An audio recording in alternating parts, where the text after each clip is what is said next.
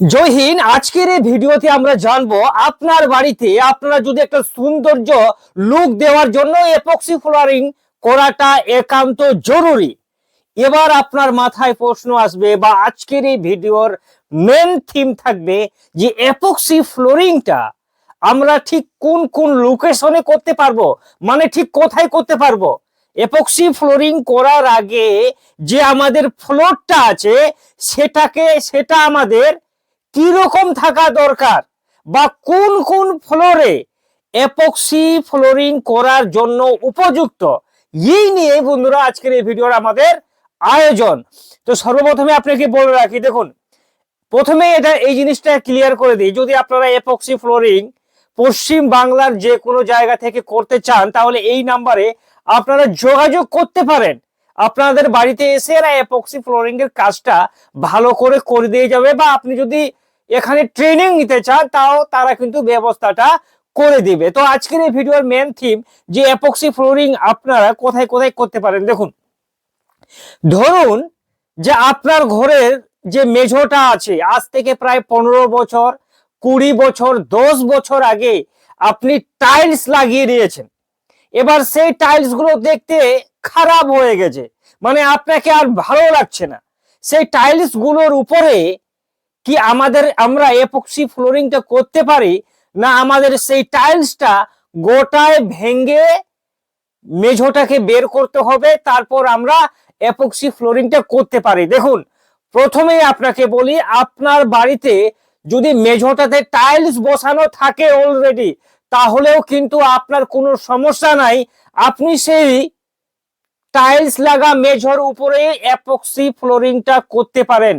কিন্তু সেটাকে আগে ভালো করে আপনাকে স্ক্র্যাচ করতে হবে, মানে সেন্ডিং মেশিন দিয়ে ভালো করে টাইলসটার উপরে ঘষাই করে নিতে হবে, তবেই কিন্তু আপনার ঘরের পুরানা টাইলসের উপরেও আপনারা এপক্সি ফ্লোরিংটা করতে পারেন।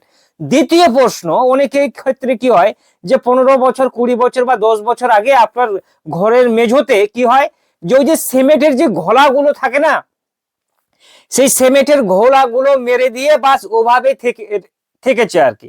তো সেক্ষেত্রে কি এপক্সি ফ্লোরিংটা সেই মেঝোটার উপর করা যায়? অবশ্যই করা যায়, কিন্তু এখানে একটা জিনিস কি আছে, এপক্সি ফ্লোরিং করতে গেলে ভাই এই জিনিসটা আপনারা মাথায় রাখবেন যে আপনার মেঝোটা একদম যেন ওয়াটার লেভেল দিয়ে চারিদিকে যেন সমান থাকে। যদি সমান না থাকে তাহলে ওই এপক্সি ফ্লোরিংটা ঠিকঠাক ভাবে মেজারমেন্ট আসবে না, কারণ ওটা লিকুইড জিনিস না, ওটা অটোমেটিক মেকআপ নিয়ে নেয়। এই জন্যই আপনাকে বলি, আপনার ঘরের মেঝোতে যদি চারিদিকে মানে সমান থাকে, সেটা আপনার কংক্রিটের মেঝো হতে পারে, যদি চারিদিকে একদম স্মুথ আর সমান থাকে তাহলেই কিন্তু এপক্সি ফ্লোরিং করার একটা উপযুক্ত জায়গা তৈরি হয়ে যাবে। তো বোঝা গেল এপক্সি ফ্লোরিংটা।